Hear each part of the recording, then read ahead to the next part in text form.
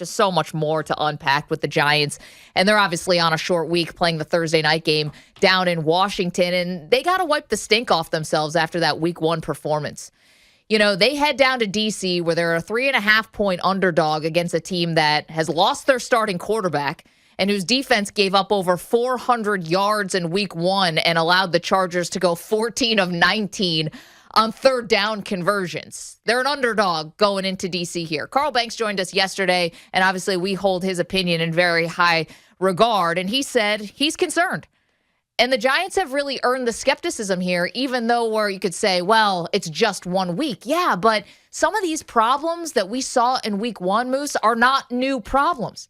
On the offensive side of the ball, this is the same stuff that we've been talking about going back to last season. So, no, this isn't overreaction. This isn't being an alarmist. And I'm not saying that, you know, the Giants season is toast or over or anything. I'm saying they got some stink on them after week 1 because offensively, they proved nothing to the doubters. Absolutely nothing. In fact, you gave them more red meat, quite frankly. There is nothing that I would think, you know, I would believe or that I saw in week 1 to think that Saquon Barkley is really going to have a huge impact on what the Giants are going to do offensively down in D.C.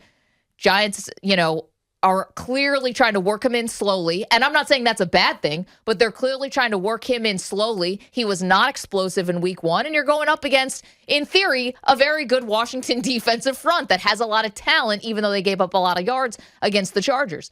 So I'm wondering how this offense is really going to look all that different from week 1 to week 2. And then you add on the new problems here with the Giants that I hope don't linger, which is the defense. The defense is a new problem. The offense, we knew about the problems. Those have now continued into week 1. The defense creates this whole new set of problems that we didn't even think we had to worry about, which was Denver running free, which is that Denver should have been, you know, won that game by even more than they did. They had a fumble near the goal line. Hamler dropped a touchdown, an easy touchdown where they had the Giants beat. Yet everyone running free. Guys were open.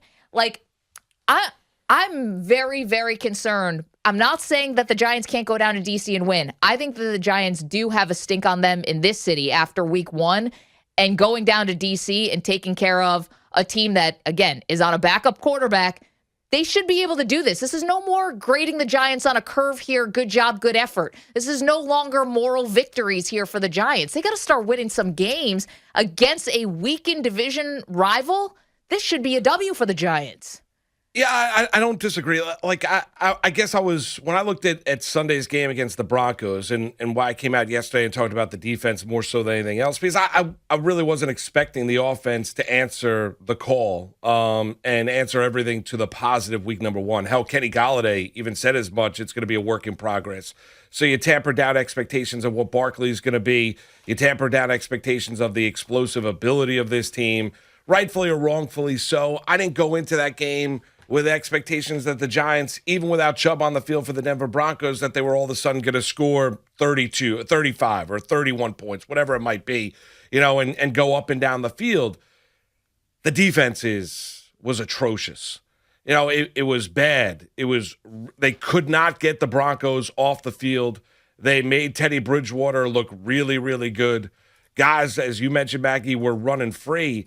And if the defense is that, it's going to be a really long year. I mean, it just is. So, I mean, and you could look at that's just, and that's not, you don't have to be a rocket scientist to figure it out. We all expected the Giants defense at worst to be a top 10 group in the National Football League this year, coming off the success that they had a year ago. You know, the investments like Adoree Jackson that they made in the offseason, another year under the guidance of Patrick Graham, the complexity to their coverage schemes in that secondary. And Pat Shurmur embarrassed them, and the Denver Broncos embarrassed them on Sunday. Now, are they going to get embarrassed by Taylor Heineke and the Washington football team on Thursday night down in D.C.? I don't know. We're all going to watch it together. But if that group is going to be what they were on Sunday against the Broncos consistently this year, Giants are going to be a really bad football team. Oh, it's going to be bad. It's going to be a long fall. It's going to be really, really bad because that is the group. When you came into this season, without question, it had little to no questions about. You weren't concerned about the defense. You thought the defense was going to be good. It was going to be the backbone to this team. And if they're going to be what they were on Sunday, The offense is not going to be good enough to be able to make it up. See, but here's my question. Why don't we have expectations on the offense? Like, I get Saquon. Everyone was hurt. Well, okay. Galladay was hurt. You didn't have Evan Ingram. I mean, it's a group that. Evan Ingram. I mean, Galladay's still out there, Ingram, though, Moose. I mean, whatever you want to say, Evan Ingram's better than Kyle Rudolph. I mean, he just is. Evan Ingram is a guy that you have to, as a defensive coordinator, take note of. We can get into his drops. I know, but half the fan base wants him out of town. Last year, I get it, but he did make plays last year. You can get on him for jumping before he makes the catch, and there were plays they made last year. If he makes the catch against the Philadelphia Eagles down the link, they would go out there and they win that football game because Daniel Jones put that one right on his hands, and he ended up dropping it. Evan Ingram, whether you think he's overrated or not, you have to take account of Evan Ingram more so than you do, say, a Kyle Rudolph or any other tight end that they're going to throw in there. And that's an indictment on Gettleman. Well, it's really a credit to Ingram's talent. It really is. I mean, that's a credit to what he is physically as a player because he does have speed at the position. We can joke around whether or not he should be a Pro Bowler, but he does present an option for this team that they didn't have on Sunday against the Broncos. Galladay talked about, there is not a lot of chemistry between him and Daniel Jones. That's going to develop over the course of the season. But I don't think any Giant fan went into that game on Sunday expected the Giants to really hit the ground running offensively. You can get on Garrett as a play caller for sure. But he is here, and because of the lack of availability and really the lack of playing time during the course of these preseason games as well, it looked the way it looked. Okay, but if we think that Jason Garrett is going to have this sort of vanilla kind of offensive scheme the rest of the season, sure, you're going to have chemistry that's going to develop hopefully between Daniel Jones and Galladay. I mean, you still had plenty of weapons out there. Even without Evan Ingram, you had plenty of weapons out there offensively. If Saquon Barkley hopefully is going to, continue to get more carries and be more and more healthy, if there aren't expectations on this offense to be much better than they were last year. Not week one. How about week two? Yeah, because you're already in a hole in one. That's what I'm saying. Right, but the point is that no one went into week one against the Broncos thinking the Giants were going to score a ton of points. No, but Moose, I thought it'd be better than them scoring one touchdown that mattered and another garbage touchdown. Okay, but you get into better than that. Okay, that's fair. You get into it. Jones is driving, they fumble, they turn the ball over on downs when they're deep in Broncos territory. When they're down 20-7, they could have easily made it a 2014 game at that point in time. They barely had the football. They got, the Denver Broncos held the football for nearly 36 minutes in the game. I mentioned it yesterday. At one point in time, it was 50-19 when you look at plays run by both offenses. Daniel Jones on Sunday went an hour before he had the football as the Broncos went from, they went from 7-3 down to 17-7 up. Mm-hmm. So there are a number of things that happened, and yeah, I'm not trying to excuse. The offense has got to be better. Garrett as a play caller has got to be better. They've got all the weapons, all the tools. You look at Daniel Jones, the narrative that he was god-awful on Sunday is a faulty one. It really was, because Daniel Jones did make some really, really good throws. Now, he did turn the football over at a really bad time, and the fumbling continues for Daniel Jones, and you've got to take care of it. But he did make some really, really good throws. Kenny Galladay, you saw the talent where Jones put the ball in harm's way, and Galladay went out there on a 40-60 ball, went out there and got it. I come out of that where I was like, man, okay, the offense is going to be a work in progress. It's got to get better. There's no excuses this year for Daniel Jones. They've invested, but I'll give them a little bit more time. And I thought they'd have a little bit more time to develop the chemistry if the defense was going to do their job on a week-to-week basis. If the defense is going to be what they were Sunday, and if that's what they were Thursday night against Washington and Taylor Heineke, they're going to lose Thursday night. Yeah, I'm tired of making excuses for the Giants offense. The best throws that Daniel Jones made came on a drive that he ultimately fumbled the ball, and the rest came in garbage time. I mean, he made up for the numbers that you're looking at with Daniel Jones and how he finished and his stats finishing the game. That was a lot of garbage time that he added there at the end. He made about 8 throws on Sunday that he didn't make last year, where he gripped it, he ripped it. Boomer was talking about it yesterday during the morning show, where I thought, and he was also done in by some drops. It's going to happen, but no excuse. I mean, Saquon Barkley, we're talking about. Yeah, Saquon Barkley is wide open, dump pass over the middle. We see it happening all the time with Christian McCaffrey and other talented receiving running backs, and he dropped the football. And that was a case where he didn't really have many guys around him. He was in the open field. He catches that ball. Who knows? I mean, he might go all the way and go the distance with his ability to run in the open field.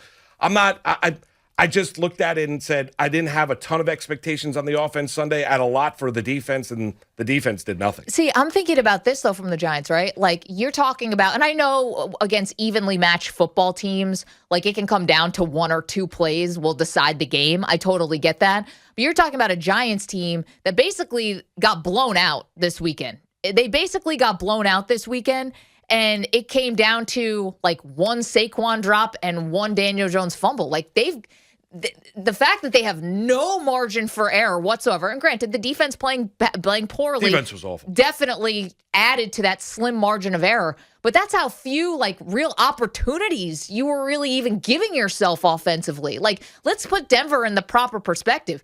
Good defense for sure. Maybe they are a playoff team. Maybe I was underestimating, but they weren't this good. They made Denver look very, very good. They got 3 elite level corners. They definitely are good defense, for sure. But the Giants are supposed to have a good offense. I'm sick of grading them on a curve. And they had another Pro Bowler who wasn't playing. You know, I get in Bradley Chubb. I understand that. But the Denver Broncos defense is legit. And I don't want to sound like a broken record, but okay, you want to expect more from the Giants offense. That's all fair. That's all fair. I don't think, though, realistically, you went into it on Sunday against Denver saying the offense is going to lead the way. You went into the game on Sunday saying, I know the defense is going to lead the way this afternoon. I know, if I know anything, I'm sitting out there at MetLife Stadium in the parking lot like my buddy Tom Malach and his buddies having a tailgate, right? Mm-hmm. And all Giant fans is there, everyone, fans back in attendance, right?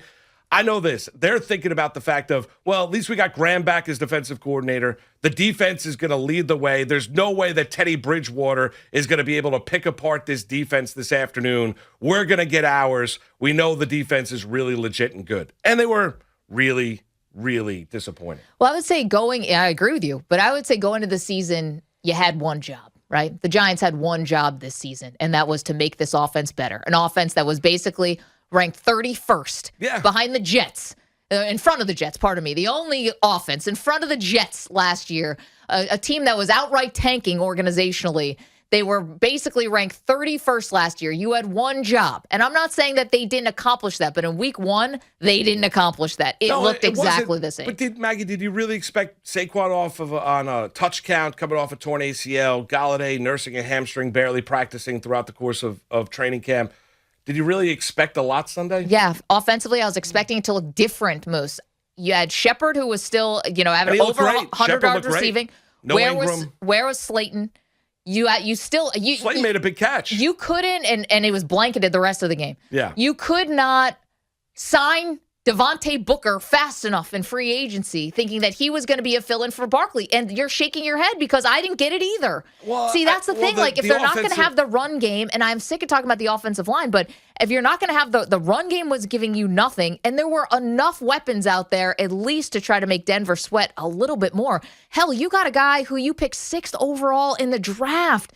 At some point, Daniel Jones has got to show up, and I did not see it. That's what makes me concerned. It's not new problems. Offense, same old problems. Defense is new problems. And now they've got a big game Thursday, short week now. Yeah, I don't know. You and I have had different expectations for the offense on Sunday. I didn't think they were going to hit the ground sprinting. I didn't think they were all of a sudden going to light up the Denver Broncos defense out at MetLife Stadium.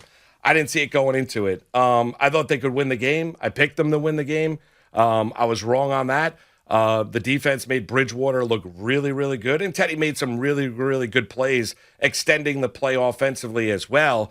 And the Giants, unfortunately, had one breakdown after another in that defensive secondary. And for a guy that's a great defensive coordinator, and we throw around great a lot when we talk about sports, but Patrick Graham really is. Mm-hmm. Talented guy. He's a very, very talented DC, a great communicator, and he's going to be a head coach in the National Football League in pretty short order. And last year, he decided not to pursue a head coaching job. If he wants to be, got a new DC, and he will. Just knowing guys that are around him, he'll be a head coach, and he wants to be a head coach. It just wasn't the right time right now. But they were the breakdowns, the miscommunication, guys running free, the defensive game plan. The thing about the Giants on Sunday is last year we gave them a lot of credit for the coaching job that Judge, Graham, to a far lesser extent, Garrett did on a week-in, week-out basis, but specifically Judge and Graham. they not only got outplayed on Sunday against the Broncos, they got outcoached. And that can no longer happen because we were the kings and queens of the moral victories a year ago with the Giants for how prepared the team was, how close the games were, how great the defense was, and the game plan being very amoeba, Patriot-like week in and week out based on opponent. That wasn't the case on Sunday. That's got to change. So if you not only with the defensive game plan and what you expect and how vanilla the Garrett offense is, and you can rip coach claps and all that, but if they're going to get out coached like they did on Sunday, it's going to be even a longer year. It's going to look really, really bad. 877-337-6666. Want to hear from you, Giants fans. We will get into the Yankees' big come-from-behind win and extras yesterday. Needed that to kick off this stretch now where they're going to be playing the Baltimore Orioles, the Cleveland Indians, Texas Rangers. This should be a time when we see a lot more W's here from the New York Yankees. Also with Gleyber Torres playing second base, back at second base for the first time in a couple of years. Programming note, Logan Ryan is going to join us in the noon hour. Looking forward to talking with Mr. New Jersey himself, Logan Ryan, who was good enough to join us last year. Moose, he and Blake Martinez kind of flip-flop. We would talk to them throughout the course of the year. Logan's fantastic, always great, accountable, and just a really entertaining guy and obviously a hell of a football player. So we're looking forward to talking with Logan Ryan. That will happen in the noon hour. Meanwhile, Giants fans, how you feeling?